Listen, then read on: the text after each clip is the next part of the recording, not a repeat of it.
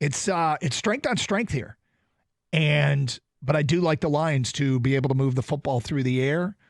And it's mostly my faith. Yeah, I think the offensive line's going to have their day. I think the offensive line, which is, I'll argue, the best in the NFL, just goes out and does what they do, and they are playing very well right now. Well, I obviously everybody's got concerns about how the pass rush is going to look without Aiden Hutchinson, but I actually have faith in the secondary that they can get things done. I like the secondary. I like that Brian Branch is, a do-it-all safety.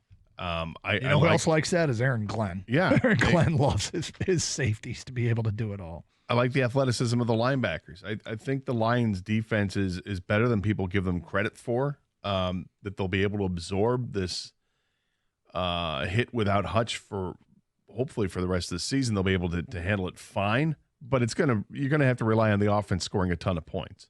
Like you mentioned, the Vikings lead the league in quarterback rating against. And the Lions are third. They're not far behind. But what the Vikings do is they turn you over. 11 interceptions is a ton of interceptions in 5 games. Mm-hmm. They're getting after it. They're making things happen there. They've got 20 quarterback sacks in the 5 games, too, as a defense. They're bringing it defensively.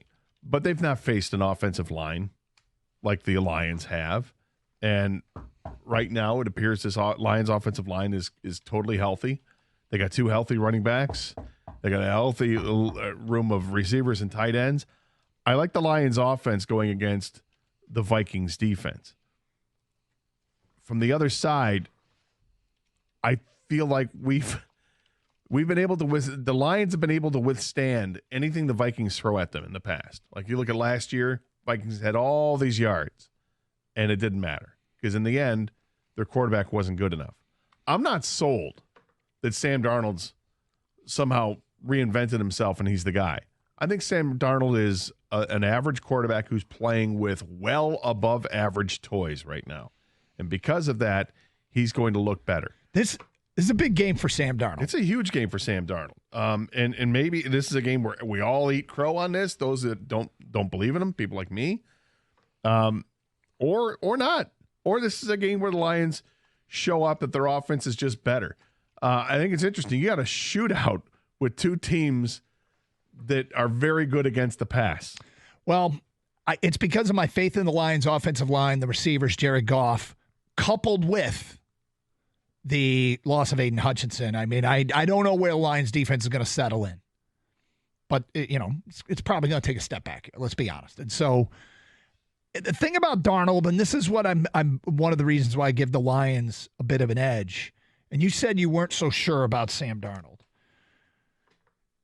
Like I said, if I were doing this show in Minnesota and I were covering the Vikings, you kind of look for some things, some trends. You look for, what's going on with our team, all right?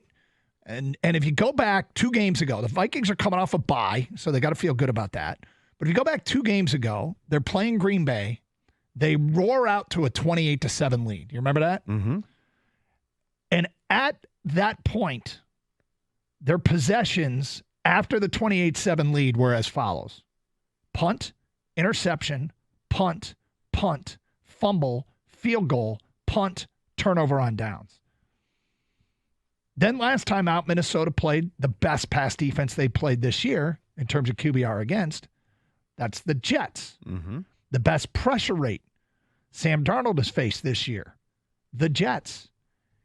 In that game, Sam Darnold goes 14 for 31 for 179 yards, no touchdowns, 1 pick, and a 50.3 rating. So going back to when Minnesota took a 28-7 lead at Green Bay, which was midway through the second quarter, and it was impressive, don't get me wrong. Did they take the foot off the gas? Maybe. We'll find out if they've kind of gotten into an offensive rut. It's 6+ quarters of meager results.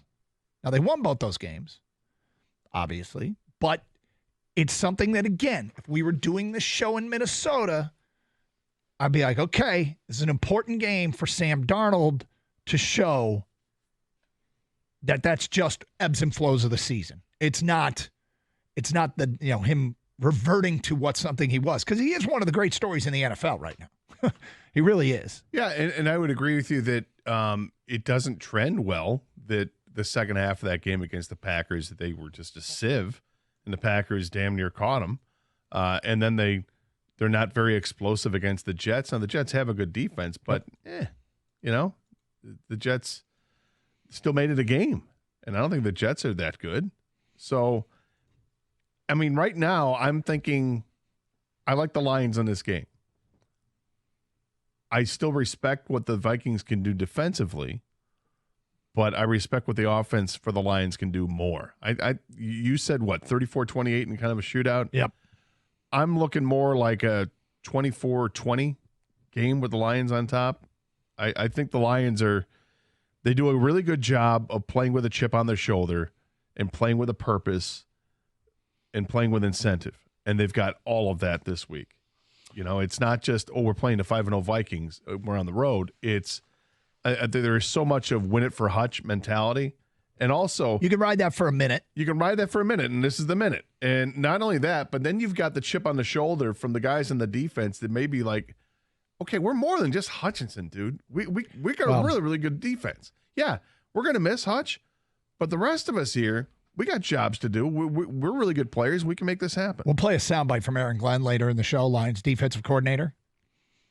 And he was defiant in him and saying, here's what I don't want anyone to do. Dismiss what we have on the defensive side of the ball because Hutch is gone. He was defiant. And he's stirring that pot behind closed doors. Oh, yeah. Yeah. Khang, what's your gut telling you on this game? I, too, like Gator, don't have a super strong feeling. And I also think as we get closer to the game, I'm going to feel more jitters because it's going to be I think it's underrated how big of a game this is. Yeah. Honestly, and I didn't even know nationally they weren't pumping it up, which they should be. This is incredible offense versus an undefeated team. But my lean, Doug, is the Lions are so good offensively, and it starts with the offensive line, that they will impose their will in this game as they will the rest of the season on teams, even without Hutchinson on the defensive side of the ball. I think they're just a very, very good team, and they'll win this game on the road. The Hutch loss is big, but I still think overall the rest of the defense is better than last year, the rest of the defense. What concerns me is the injury report right now. Carlton Davis hasn't practiced the last couple of days. I'm a little concerned with that. With Justin Jefferson on the other side, I don't know if I trust a handsy rookie cornerback alone out there with him. But with that being said, I think the offense is too good for the Lions to lose. Aiden Hutchinson also hasn't practiced. Are you sure? Yeah.